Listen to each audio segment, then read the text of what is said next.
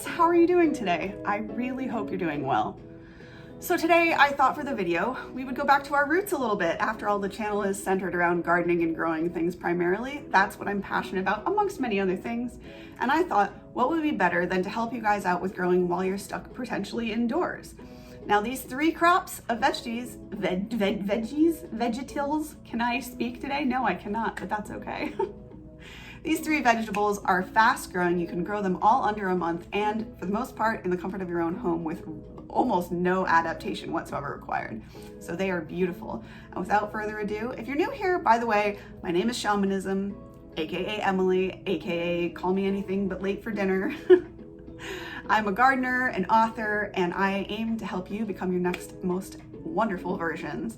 So without further ado, let's jump into some of these things, shall we? Now these are the three, in my opinion, some of the quickest growing crops that you can have out there for vegetables. The first one is one of my favorites, and that is microgreens. Why microgreens? Or actually, you might be asking yourself, the heck is a microgreen? Very, very simply, a microgreens are literally just the regular plant seeds that you would grow. For instance, these are some sugar snow peas I've got. Yes, I was just making sure. These are sugar snow peas. These are actually 2 years old, but you know, guys, you should save your seeds no matter what, because if you have leftovers, because I've sprouted seeds from 2, even 3 years past the expiration date. So yes, your germination rate will go down some. However, you'll still get plenty of crops, in my opinion, particularly with things like microgreens. So what are the typical microgreen crops, you might be asking yourself? Well, typically people grow things like peas. Peas, in my opinion, some of the most delicious and worthwhile. They're super quick to grow. Guys, peas, they literally come up within, gosh, I want to say 3 to 4 days, and you can have them ready to harvest and eat within a week. I mean, can you beat that, really? So some of the common ones like that are radishes, pea shoots, and sometimes people like to do sunflowers, though I will caution you, if you do decide to do the sunflowers, number one, I haven't personally grown them myself as microgreens, or actually as a flower, but I've been cautioned by several pro gardeners, which I am not. I'm learning along with you guys many, many times here, but I do have quite a wealth of knowledge. But in any case, sunflower seeds need quite a lot of attention, and things can go more wrong if you're dealing with the mold aspect of that. So planting sunflowers, just be careful because if you do them as microgreens, because the whole trick to microgreens, basically what makes them different is two things. You're harvesting the seeds before they're actual full-on plants. They're obviously just little bitty seedlings, and they only get to be about this big, so they have lots of nutrition. They're really healthy for you, but they grow super duper fast. So you want to harvest them when they're like very small. Basically, when seeds come up, oh, and they're densely layered. That's what I was forgetting. So what people typically do with microgreens is you've probably seen these. They're about 1 to 2 inch deep trays, kind of like a baking tray, but they're very, very long, maybe 2.5 foot or something like that. And they're about this deep, like 2 or 3 inches. Maybe not quite that much. My estimations are kind of meh. But anyway, the point is you put them in a tray, and people have varying mediums that they like to use, but personally I really prefer to grow in soil. So I grow in soil, but you would lay it carefully with soil or with your coconut coir or whatever it is you're going to use for medium. Like I said, personally I would recommend soil because the nutrient content of the shoots, the pea shoots or the radishes or the sunflowers, whatever it is you're growing, will be way higher. So it's better bang for your buck anyway, so you might as well. So that's the caution. If you're going to do sunflowers, because they're so densely seeded, you seed these things really close together. Whereas ordinarily, say you would drop in, you know, one of these pea seeds. In fact, let me show you just to so that you guys have an idea. You know, so normally say, we'll use my shirt as an example. Say normally you would put one pea about every couple of inches, like that far apart. So I don't know, here, here, here, here, you know, in normal layering. These you would sprinkle out like a handful, and you would just kind of, you can do it with a tool, you could do it with your hands, it doesn't really matter. You can put them in a cup and sprinkle them. But what you kind of want to do is get an even spread of the seeds laid across your medium, whether that's, again, coir or soil, whatever. You want to rather evenly spread them out, but in a very dense quantity. And that's how you get like a whole bunch of them at once. You can test this if you want. I actually did before I went on to the tray versions that I'm experimenting with now.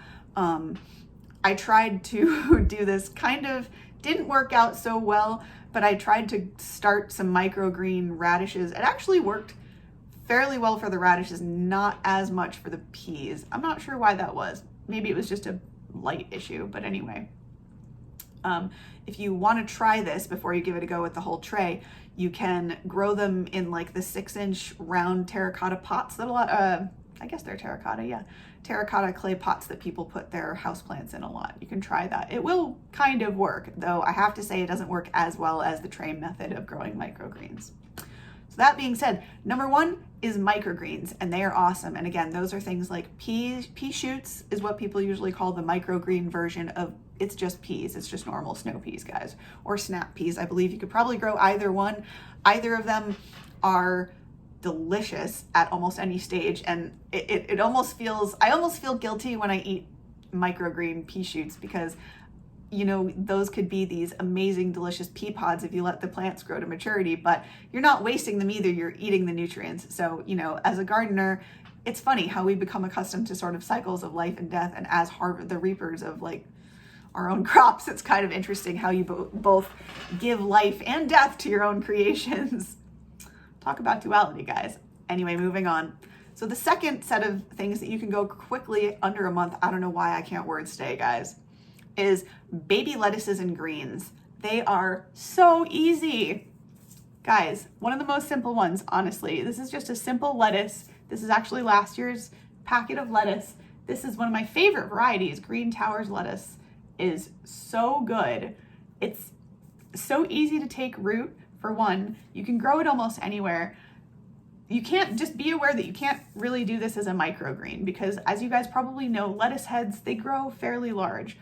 Having said that, what you can do with these, and a lot of people I know they like to do them, personally I like to have the patience to let the plant grow to maturity, but if you're in a pinch or you need food quickly for whatever reason, you know, don't feel bad if you have lots of seeds. But again, here's the benefit to saving your seeds, is that you have a lot more left over in the end if you save your own seeds, really, than you would get from packets.